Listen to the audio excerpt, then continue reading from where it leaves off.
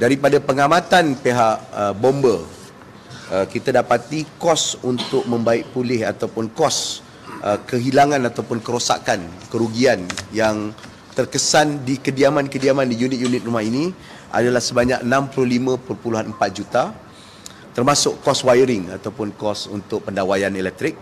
Manakala dengan tindakan pantas oleh pihak bomber dan penyelamat dan juga pasukan penyelamatan kita telah berjaya menyelamatkan nilai lebih kurang 285.9 juta. Perlu diingat, laporan polis pertama 8.9, 8.10 minit, bomber sampai 8.22 minit pagi. 8.46 kita sudah menutup saluran gas pertama. 11.46 pagi kita sudah menutup saluran gas yang kedua.